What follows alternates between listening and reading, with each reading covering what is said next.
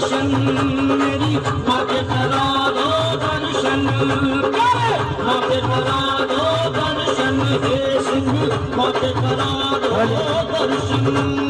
जय माता दी जय माता दी जय माता दी जय माता, जय माता दी जय माता दी जय माता दी जय माता, जय माता दी जय माता दी जय माता दी जय माता, जय माता दी जय माता दी जय माता दी जय माता। मेरी माँ के करा दो दर्शन, हे सिंह माँ के करा दो दर्शन, तू मेरी माँ के करा दो दर्शन, हे सिंह माँ के करा दो दर्शन।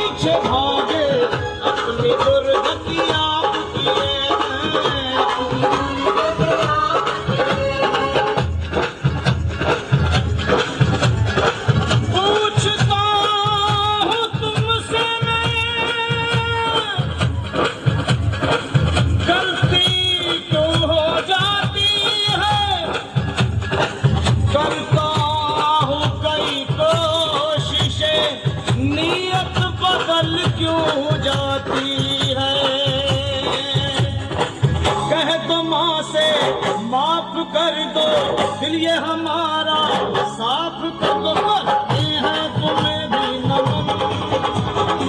माँ के करा दो दर्शन, मेरी माँ के करा दो दर्शन, हे सिंह माँ के करा दो दर्शन, मेरी माँ के करा दो दर्शन।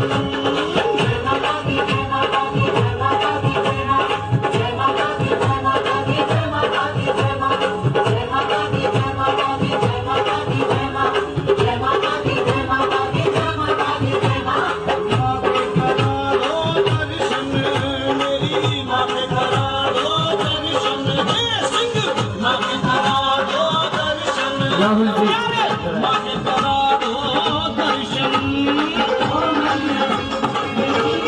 राहुल जी संगमई दादाजी को लाए।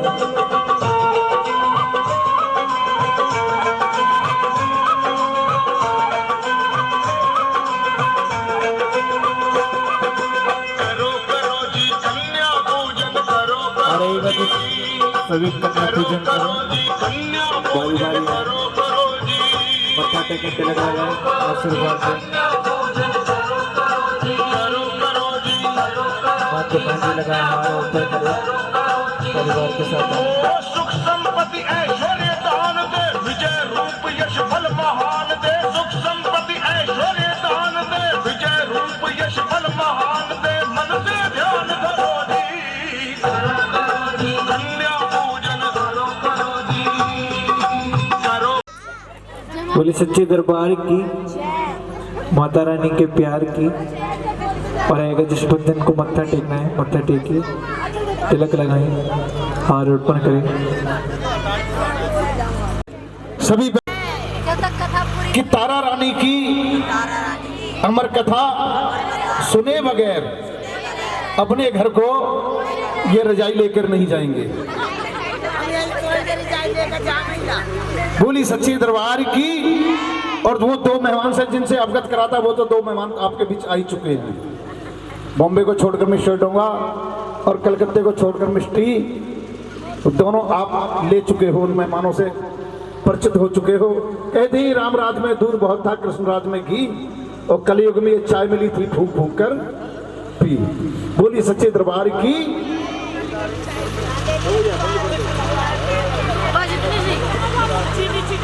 सुन लियो इतनी सी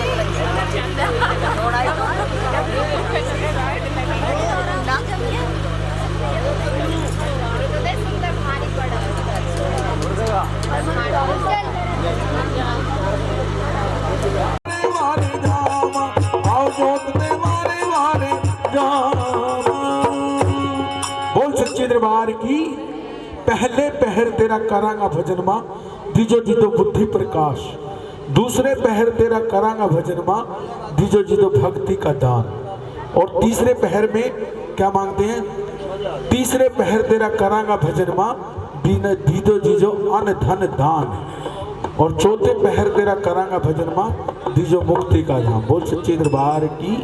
ये 4 पहर में जो भक्ति करते हैं वो मातेश्वरी यही फल देती है। प्रभात का समय है, सुबह का वक्त है, और ये जो समय होता है ये भक्ति का होता है कि सुबह उठ के भगवान की पूजा अवश्य करनी चाहिए।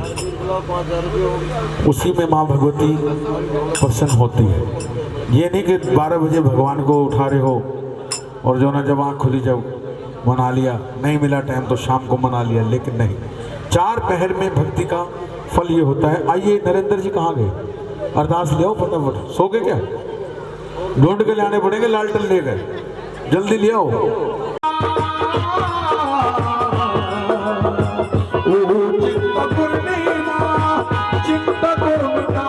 तेरा काम है,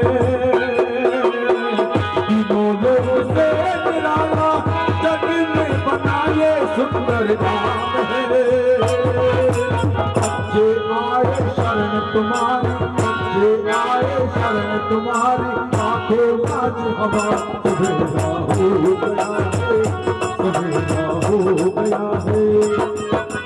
नाच गुजारी नाच मसारी शक्ति का पुजारी, पूर्व काल में एक राजा शक्ति का पुजारी, शक्ति की शक्ति में रखता श्रद्धा वाले। संतों को बुलवा कर उसने यज्ञ रचाया, संतों को बुलवा कर उसने यज्ञ रचाया, सपने में मैया ने आके दर्श दिखाया,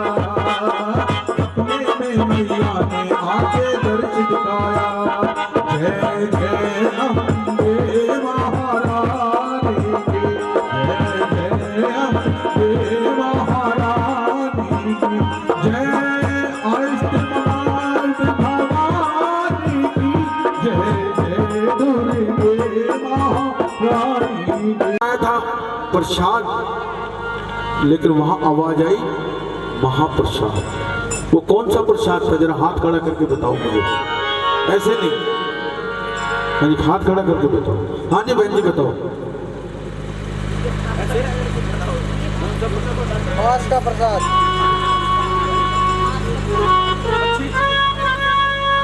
अच्छी तो नहीं थी, मांस का प्रसाद। जिन्होंने मांस का प्रसाद बोला, एक तो उन भैया ने बोला पीछे से आपको खजाना पक्का मिलेगा यहाँ से। मान जी जरा इनकी फोटो खींच लो, सुबह खजाना देना है जिन्होंने मांस का प्रसाद बोला है।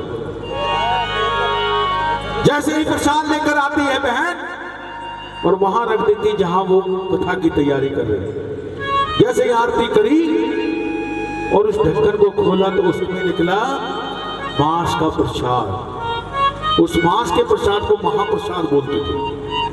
प्रसाद तो ये हलवा चने और बर्फी का बांट दो, बूंदी का बांट दो, प्रसाद तो ये है, लेकिन महाप्रसाद था मांस का प्रसाद। जैसे ही बर्तन खोला और वो बोली कि जा दुष्ट थी नीचनी भागनी, तूने तो मेरा ये व्रत भंग कर दिया और तुझे नीच योनि में जन्म मिले। उसको श्राप दे दिया। जैसे ही श्राप दिया तो अगली योनि जो थी वो कौन सी योनि थी, आपको तो पक्का हो गया। बार बार बताओगे तो एक ही बार दूंगा, इतने पैसे मेरी जेब में नहीं है। बोल सच्चे दरबार की। पक्का है खजाना। ये हमारे विद्यार्थी है जो हर साल माता रानी को बुलाती रहती है। ये तो उसकी कृपा है। लाख कोशिश कर लो, लेकिन जब तक उसका बुलावा नहीं आएगा तो नहीं जा सकते। ये मैं आपको गारंटी से कह सकता हूँ। ऐसे भक्त लोग बहुत हैं। ये जीतू भाई हमारा अभी गया है वैष्णो देवी, कितनी उम्र होगी इनकी आप देखो। जब उसका बुलावा आया तो ये अकेला नहीं गया, उन संतों महंतों को बुलावा सबका आया हुआ था, परिवार को लेकर गए। उसके बुलावे के बिना वहां कोई नहीं पहुंच सकता, और वहां वो जा सकता है जिसको बुलावा देवताओं को निमंत्रण दिया। लेकिन एक ऐसे ऋषि से जिनको निमंत्रण नहीं दिया, वो बता दो जरा मेरे को, कौन से ऋषि से? देखो, हाँ, अभी जीतू भाई कथा सबने सुनी थी, लेकिन वो ऋषि का नाम नहीं पता। छिपकली तक तो पता है, कढ़ाई में गिर गई, जहरीला हो गया, वक्त मर जाएंगे प्रसाद में। ना जी, वो तो आगे भी बहुत। आप तो उसके बड़ी कैंची चला रहे हो मेरे सामने, बड़ी कैंची चला दी इन्होंने तो। मैं नहीं चलाऊंगा ना, मेरे को तो पकड़ लेंगे, और मैं चला भी दूंगा, इन्हें पता भी नहीं चलेगा। लेकिन नहीं, हमने भी भगवान के घर जाना है। वे थे दुर्वासा ऋषि। दुर्वासा ऋषि 33 करोड़ देवी देवताओं को निमंत्रण दिया, लेकिन दुर्वासा ऋषि को नहीं दिया निमंत्रण। उन्होंने कहा कि ये मेरा अपमान किया है और इस अपमान का बदला मैं जरूर लूंगा। यज्ञ की तैयारियां हो रही है, यज्ञ हो रहा है, 33 करोड़ देवी देवता पहुंच गए, लेकिन ऋषि ने कहा इस अपमान का तो मुझे बदला लेना है। मेरा अपमान किया है कि इतने 33 करोड़ आ रहे, मैं भी ऋषि मुनि हूं, मुझे क्यों नहीं बुलाया? दुर्वासा ऋषि ने पक्षी का रूप बनाकर मृत सर्प को चोंच से उठाकर वहां बैठ गया जहां खीर का प्रसाद बन रहा था। और जैसे ही भक्तों की नजर इधर उधर होगी, उस मृत सर्प को मैं खीर के कढ़ा के अंदर डाल दूंगा, प्रसाद जहरीला हो जाएगा और जो खाएगा वो जी जाएगा। जी जाएगा ना, मर जाएगा। अच्छा, गलत बोल गया। वो सच्चे दरबार की आज भी कभी हलवाई को आप बुलाते हो ना, तो वो अपना टेंट जरूर मंगवाएगा। ये ना हो कि दुर्वासा ऋषि आए और सब्जी के पतीले में मृत सर्प गिर जाए। इसीलिए हलवाई अपना टेंट लिखता है, जी मेरा शामियाने में मंगा देना, जहाँ मैं खाना बनाऊंगा, खुली जगह में खाना नहीं बनाऊंगा। और आप माताओं बहनों से मेरी विनती है कि रसोई में जब भी खाना बनाओ, बर्तन तो धोए मंजे रखे रहते, लेकिन एक बार उसको पानी से जरूर धो लें, क्योंकि 24 घंटे आप रसोई में नहीं रहते। कोई भी जानवर, छिपकली बर्तन में घूम गई या कुछ कर गई तो वो भी जहरीला हो जाएगा। कॉकरोच आ गया तो भी जहरीला हो जाएगा। इसलिए हमेशा बर्तन को धो के ही खाना बनाने की कृपा करें। ये मेरी पर्सनल रिक्वेस्ट टू ऑल भक्त जितने बैठे हुए हैं। ये जरूरी नहीं है, अच्छी लगे तो मान लेना, नहीं मन लगे तो कोई बात नहीं, छोड़ जाना यहीं पे। लेकिन प्रार्थना, उसको कौन देख रहा था जब मृत संजीव सर्प को घेरा कढ़ाई के अंदर? उसको देख रही थी कोडगिली छिपकली, दीवारों पे चिपकी हुई थी। उसने देखा हजारों भक्त यहाँ बैठे हुए हैं और प्रसाद जहरीला हो चुका है। इन भक्तों की जान बचाने के लिए उस कढ़ा में छलांग लगा दी और अपने प्राणों की आहुति दे दी। लाखों भक्तों की जान बचाई। जैसे ही भक्तों को कहा कि जाओ प्रसाद लेके आओ, आप जब हवन कराते हो तो पंडित जी भी कहते हैं थोड़ी सी खीर बना लेना। खीर की आहुति हवन में देते हैं, बहुत पंडित जी देते हैं। यज्ञ कभी करवाओगे ना अपने घर में तो खीर जरूर बनवाते हैं पंडित जी को, खीर की आहुति दिलवाते हैं हवन कुंड में। तो जैसे ही हवन कुंड में प्रसाद मंगवाया, भक्तों ने देखा कि नीचने भागनी, तूने तो ये प्रसाद जहरीला कर दिया, क्योंकि छिपकली के अंदर भी बहुत जहर होता है। ना जाने कितने कीड़ों को खाकर, किस किस प्रकार के कीड़े होते हैं, वो खाकर उसमें जहर उत्पन्न हो जाता है, पैदा हो जाता है। उस जहर के कारण वो जहरीला प्रसाद हो गया। और जैसे ही भक्त आए प्रसाद लेने, छिपकली को देखते ही कहा नीचने भाग रही, तूने प्रसाद को शेला कर दिया, ये तो बहुत गलत काम हो गया। जैसे ही खीर के प्रसाद को पलटने लगे तो नीचे मृत सर्प का जो है पिंजर उस कढ़ाई के अंदर पड़ा हुआ था। 5 भाई पांडव ऋषि मुनि कहने लगे कि इसने अपने प्राणों की आहुति देकर लाखों भक्तों की जान बचाई है, कि जाओ इसका जन्म ऊंच घराने में होना चाहिए, क्योंकि अभी ये नीच घराने में था। अगला जन्म राजा स्पर्श के यहां होता है उसका। कन्या के रूप में। राजा स्पर्श के यहाँ जन्म होता है। पंडितों को बुलवाकर पंडित जी से पूछता है, महाराज इस कन्या की जन्म पत्री देखकर बताइए ये मेरे कुल के लिए कैसी रहेगी। नाम नक्षत्र देखकर मुझे बताओ। और हम लोग भी दिखाते हैं पंडित जी से, दिखाते कि नहीं दिखाते। नाम तो अपनी पसंद का रख लेंगे। पंडित जी ने हेमलता रखा तो नहीं, हेमांशी रख लो। पंडित जी की नहीं मानेंगे, नाम गलत बताया, अच्छा नाम नहीं। जरा सर्च कर लो गूगल पे, कोई अच्छा सा नाम अपनी पसंद का रख दो। लेकिन भाग्य उसी नाम से चलता है। और जब कोई विपदा आती है ना तो पंडित जी से पूछते, पंडित जी देखना हमारी लड़की का समय तो बहुत, इसकी तबीयत ही ठीक नहीं रहती, क्या बात हो गई। फिर ध्यान आता है कि इसका, पंडित जी पूछेंगे जन्म का नाम बताइए। जब वो पंडित जी बताते हैं ना, आपने क्या नाम रखेगा, पंडित जी पत्रेगा तो ये है हिमांशी, हेमलता, हमने हिमांशी रख दिया। लेकिन नहीं, भाग्य उसका नक्षत्र नाम जो पंचांग से निकलता है वही माना जाता है। आप प्रसिद्ध नाम से आप उसका भविष्य नहीं सर्च कर सकते। उसको सामने से हीरे जवाहरात, तो हीरा तो दूर से चमक जाता है, ऐसे चमकने लगा जैसे मानो कोई अजीब ही चीज आ रही है। लेकिन पंडित जी को बुलाया, पंडित जी जरा देखिए नदी में क्या आ रहा है। जमादार को कहा, जमादार इसमें तो हीरे जवाहरात लगे हुए हैं, ये जो चीज बक्सा आ रहा है। जमादार को कहा, पंडित जी आप इसको निकाल लो। पंडित जी बोले, मुझे तो तैरना आता नहीं, तू ही डूब जा, डूबना हो तो, मेरे तो बस की भीतर जाना नहीं है। पंडित जी ने फिर जमादार को कहा, अच्छा मैं कोशिश करता हूँ महाराज, मैं जाता हूँ। लालच मन में आ गया जमादार के। जैसे ही बक्सा निकाल कर लाए और बक्से को बाहर निकाल कर रखा तो पंडित जी और उसके बीच में हलचल होगी मन के अंदर। कहने लगे कि अगर जो बाहर हीरे जवाहरात लगे हुए हैं तो अंदर के माल की तो कोई तुलना ही नहीं है, अंदर क्या हो सकता है।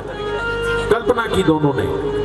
लेकिन पंडित जी ने कहा जमादार को कि ये बाहर का माल तो मैं ले लूंगा, अंदर का माल तुम ले लेना, क्योंकि तुम बहुत गरीब आदमी हो।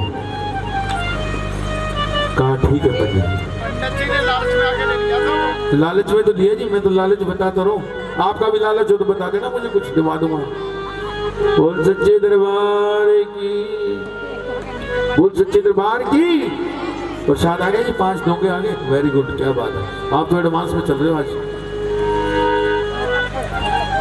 जैसे ही बक्से को खोला छोटी कन्या अंगूठा चूस गई और पंडित जी ने कहा कि जमादार ये तेरे हिस्से में ये कन्या आई है, क्योंकि उन्होंने कहा था कि तेरा जन्म तो उच्च घर में होगा लेकिन पालन पोषण नीच घर में होगा। वहां कन्या को ले लिया जमादार ने, कन्या को गोद में उठाया और भागा भागा जाकर अपने घर में जाकर धर्मपत्नी को गोद में दे दिया और लिटाई नहीं पूछती है धर्मपत्नी, आज ये किसकी कन्या उठा लाया तू?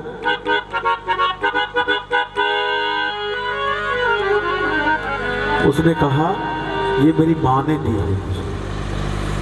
और जैसे ही माँ का नाम लिया उसकी छाती से दूध के परनाले बहने लगे।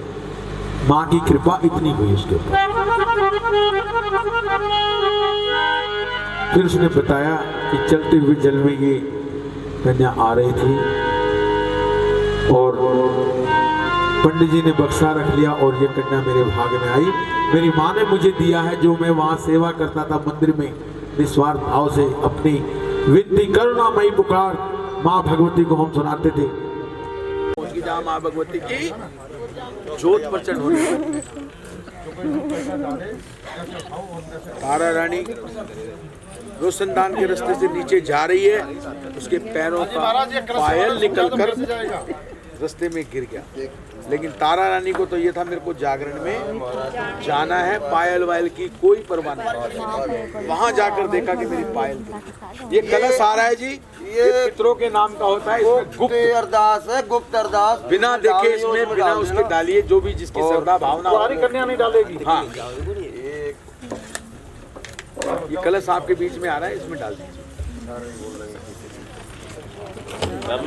जैसे ही राजा उठते हैं और बाहर निकलकर हाथ में तलवार लेकर घोड़े पे सवार होकर वहां पहुंच जाते हैं जहां जागरण की जोत प्रचंड होने वाली है। जाकर एक कोने में बैठ जाते हैं और बैठकर सारा वहां वो देखते हैं कि तारा रानी यहाँ क्या कर रही है। तारा रानी वहाँ माँ भगवती की ज्योति प्रचंड करा रही है। भक्त लोग जागरण की तैयारी कर रहे हैं, बेटे खा रहे हैं और जाकर बैठ गए। जैसे ही ले भाई तारा रानी प्रसाद लेने के लिए वहाँ खड़ी होती है अपनी झोली में, राजा पूछता है कि रानी तेरी झोली में क्या है, लेकिन रानी उस झोली को नहीं दिखाती। प्रसाद लेकर बैठ जाती है रानी। उसके बाद तारा कई बार झोली को देखने का प्रयास करता, लेकिन करो जल्दी जल्दी। झोली में बाटे का प्रसाद, पंचमेवा का प्रसाद डाल दिया। लेकिन राजा ने कहा तो भाई इसके लिए रानी अगर जो तेरी माँ में शक्ति है तो मैं अपने नीले नीले घोड़े को है कोई तलवार से काट कर टुकड़े टुकड़े कर कर इस कढ़ाई में डालता हूँ, वो प्रसाद बना के तेरी माँ का प्रसाद जैसे बना के वहाँ था, उस प्रसाद को पंचमेवा में माँ भगवती तब्दील कर देती, बदल देती। माँ की कृपा है। फिर रानी को झटका देता है, रानी तेरी झोली में क्या है, नहीं दिखाती। राजा कहता है रानी मैं तेरी माँ की शक्ति को फिर देखना चाहता हूँ। ये जो तेरा पुत्र है इसको भी मैं तलवार से काट काट कर कढ़ाई में डालता हूँ और इसका भी मैं माँ को तेरे अर्पण कर देता हूँ। लेकिन बैठ जाओ भाई, बैठ जाओ। प्रसाद माँ की कृपा से वो पंचमेवा का बन गया, जो प्रसाद आपको घर भी है कोई मिले। आरती कर रहे हैं भक्त लोग। पंचमेवा का प्रसाद लेने के बाद माँ का भोग लगाते हैं, हलवा छोले का 5 डोंगे प्रसाद के ले आए।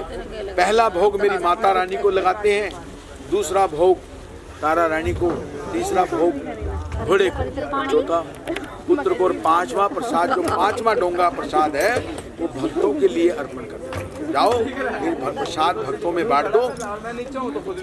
और माँ भगवती की आरती की तैयारियों में भक्त लोग लग जाते हैं। आज कहाँ गए ढोलक वाले भैया, आ जाओ जरा, थोड़ी देर होगी आरती, आ जाओ ना, ये सो रहे हो। अंधेरे में मुझे ही ठेका देके चलेगी। सबकी पेमेंट कर दूंगा। बोल सच्चे दरबार की। प्रसाद दे दो, झोली में डाल दो ना। कहाँ है? आ जाए इधर, प्रसाद दे दो। वो लड़की नहीं आई, लड़की इसको दे दो जाती रहे महामाया की जोत तेरी जाती रहे, जागा संपूर्ण हो गया देव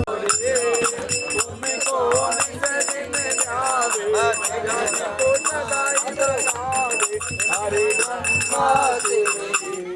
जय अम्बे गौरी भांग सिंदूर विराज को मृगमति को मैया को मृगमति को उज्जवल से दो नैना निर्मल से दो नैना वरदनी को जय अम्बे गौरी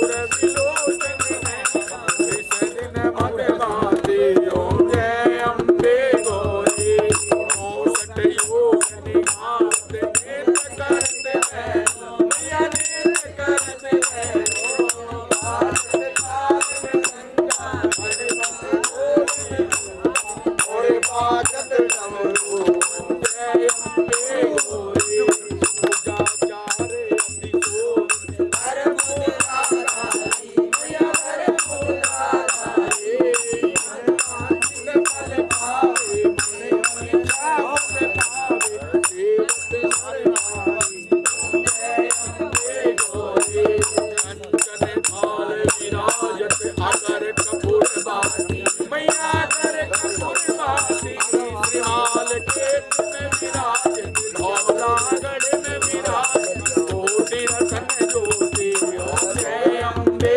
गौरी माँ अम्बे जी की आरती को कोई नर गावे मैया प्रेम सहित गावे कहत शिवानंद स्वामी कहत हरि हर स्वामी फल पानी जय अम्बे गौरी मन मन धन सब है तेरा मैया सब कुछ है तेरा तेरा तुझको अर्पण तेरा तुझको समर्पण जागे तेरा जय अम्बे गौरी जय अम्बे गौरी जय श्यामा गौरी मैया जय आनंद करनी मैया जय संकट हरनी तुमको नित दिन ध्याते मैया जी को सदा मनाते हरि ब्रह्मा शिव जय अम्बे गौरी माँ मेरी जय अम्बे गौरी मैया जय श्यामा गौरी मैया जय सिद्ध गौरी मैया जय आनंद करनी तुमको नित दिन ध्याते मैया जी को सदा मनावे हरि ब्रह्मा शिव जी ओम जय अम्बे गौरी लूटा तो लूटा अब हो गया अब हो चुका है अब हाथ लगा लेना आरती लेना अरे रुक जाओ ना महाराज